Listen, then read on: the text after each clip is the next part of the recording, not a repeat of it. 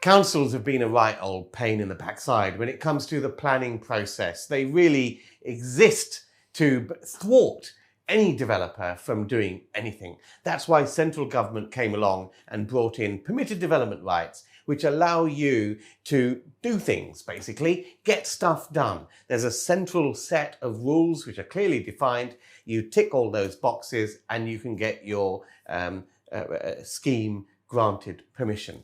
But some councils are fighting back. They don't like this and they're trying to wrestle back some of that power. And they do this through the Article 4 process. I'm joined as usual by Andrew Roberts. Hi there. Hi Ranjan, how are you? Not too bad, not too bad. So anyway, I mean, we all thought, PD, of course, is absolutely fantastic, and it is. But when PD comes into effect, it takes a little bit of time. But then councils use this Article 4 mechanism to fight back. Can you just tell the viewers what Article 4 is all about? Yeah, sure. Well, the Article 4 process is a process where the council remove a specific planning right. Now, what they're doing is they are removing your ability to utilise the permitted development right, in this case Class MA, Class G, to develop a commercial space and convert to residential. Now, we did a previous video on this particular topic where virtually all the London councils applied for a blanket Article 4 across their areas. And we had Kensington, Chelsea saying it's borough-wide. And the reason they wanted borough-wide is they're a special case. But the only one the government approved was Westminster, City of Westminster. But now we're starting to get a little bit of traction come back, and councils are fighting back again. They are fighting back. And I think some people get confused by a number of things because first of all, the Article 4, we call it Article 4, but it's Article 4 for each specific PD right. Absolutely. So a lot of people think, oh, this is an Article 4 area. People use that term. And what they mean is it's an Article 4 area that prevents you doing HMOs. Yeah. But that doesn't mean that you're stopped from doing other things which are permitted. The councils have to apply for an individual Article 4 for every PD right they want to be excluded from. Well, I have an Article 4 as a wildcard example here, where one of my buildings, I cannot change anything to do with the frontage of that building because it backs onto what they call a park with a vista. Now, they want to protect the vista as you look at the street scene from the park. So they've put an Article 4 in place that says we cannot do anything that a normal householder could do, such as paint the front of the house or replace the windows, without planning permission. So it's a removal of a right to do something it's that a you can removal of a ordinarily right. Yes. do. And the other thing that people miss, I think, is that when a council has to go through a consultation process and all of that. And when a council wants to remove a right, they actually start talking as though it's already been done.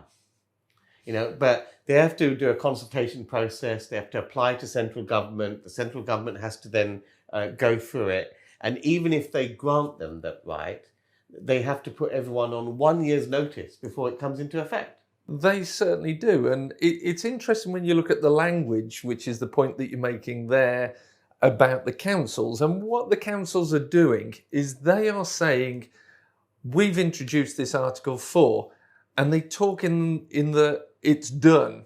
Mm-hmm. Now, actually, as property investors here, there's actually, for the savvy investors, a window of opportunity, which is where most of the market, including agents, actually think the Article 4's already come in, but you can get in there and landlock deals that you can convert in that window of opportunity. Absolutely. And again, one of our Mastermind students has done exactly that by buying a property in Richmond, where they're using the Class MA PD to make a flat at the back of a commercial property.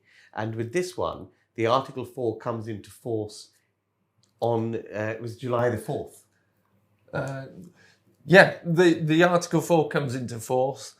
The 1 year notice, I mean. Yes, and they had to get their permission granted prior to that That coming is in. the thing, because So it was like threading the camel through the eye of a needle in that case. so when an Article 4 direction is coming into force, so they have to give 1 year's notice. So that they gave 1 year's notice a year ago. Obviously, it came into force on July the 4th.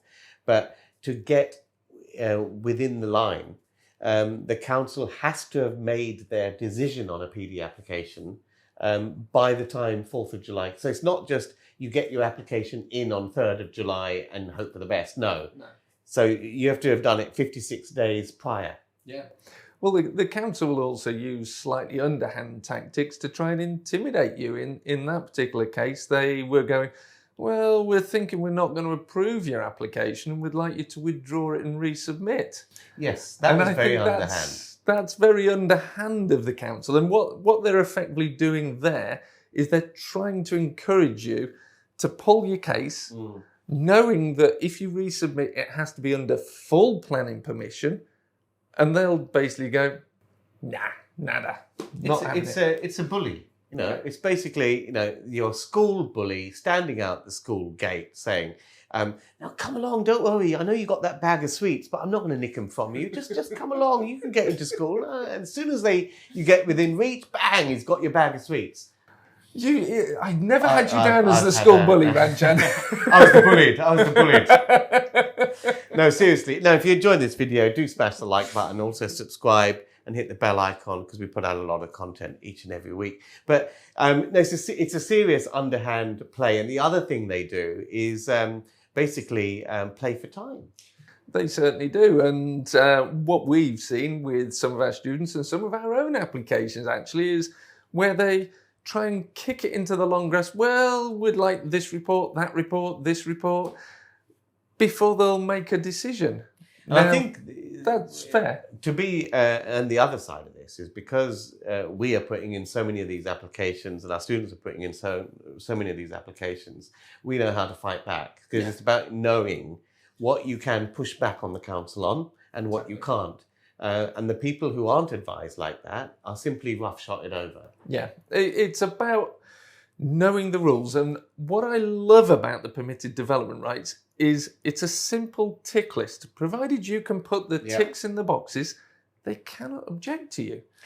So, in some of the properties that we're looking at, I know Haringey have got an Article 4 coming into force in early part of next year. Some parts of Hillingdon are affected as well. You know, so London councils are the first to get a little bit fundamentalist about it. And then what happens is there's a ripple effect.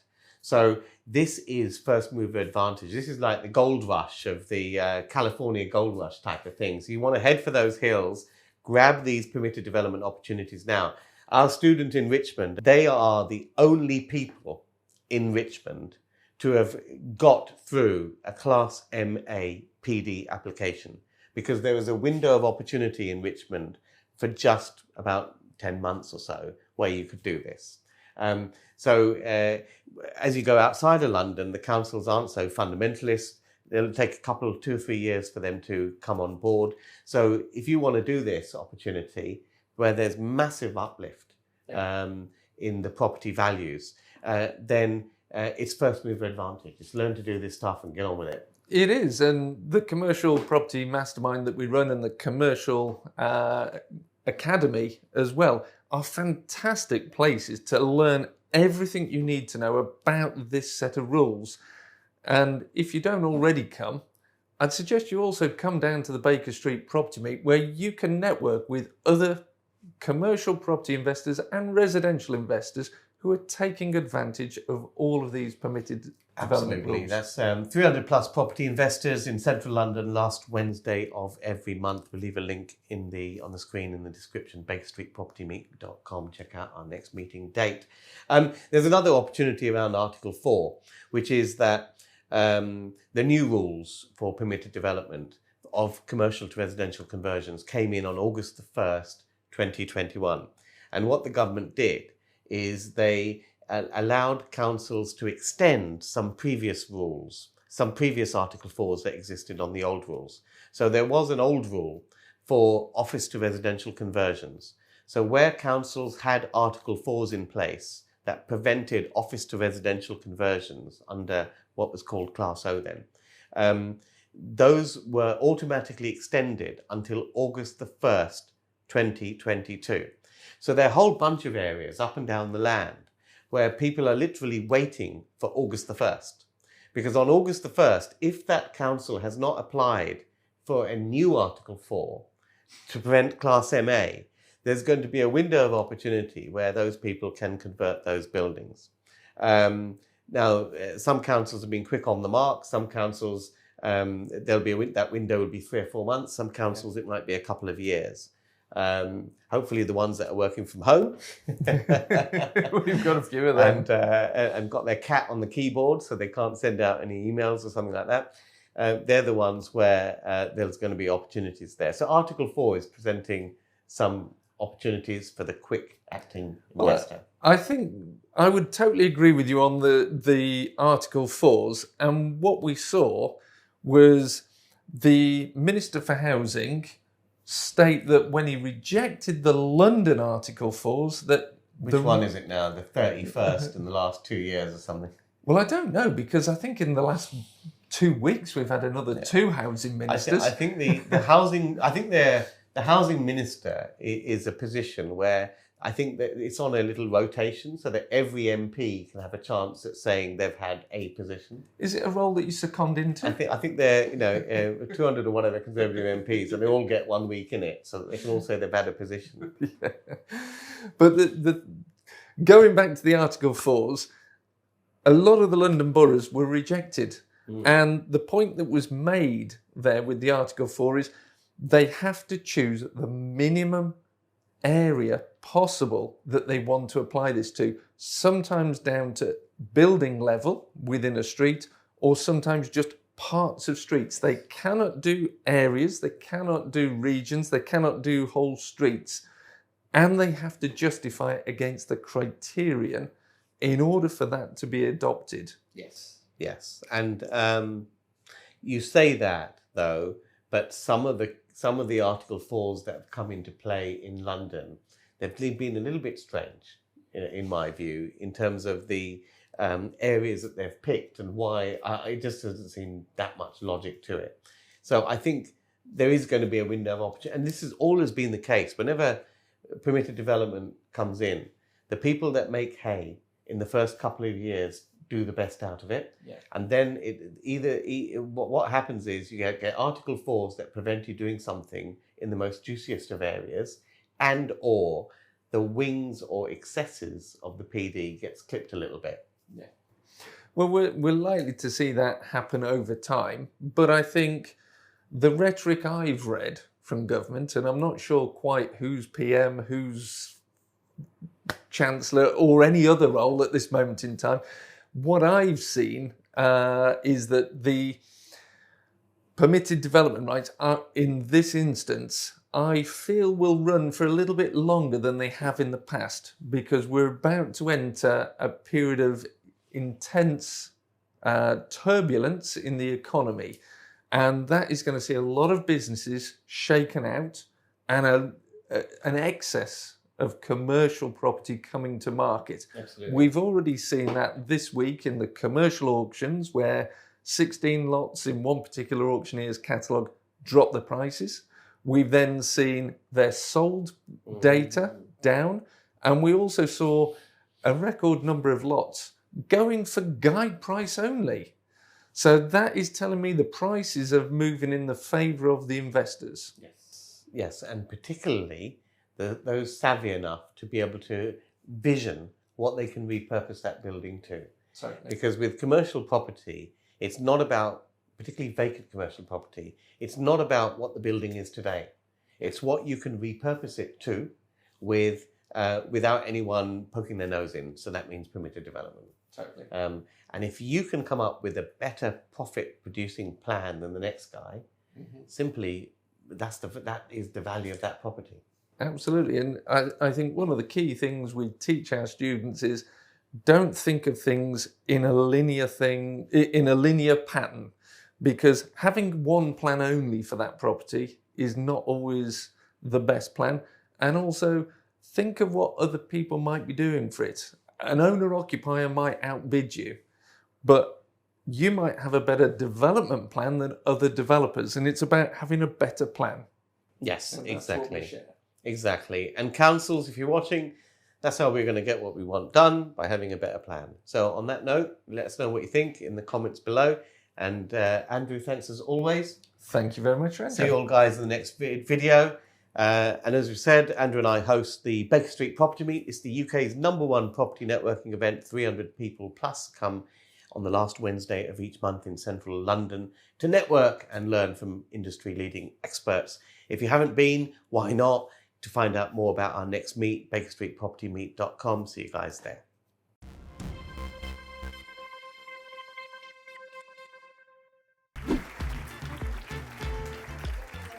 You live in the USA. I do live. You're over here on business. Yes, I am. And you've made a special trip to come here to the Baker Street Property Meet. The quality of people here is better than quite a lot of the other meets. Come all the way from California, and it's one of the reasons why I'm here, to meet like-minded people, other investors, build my network, and continue learning and growing in the property industry. I found it's quite informative, and I can meet a lot of amazing people, so I keep coming. Great knowledge in a great environment with like-minded individuals.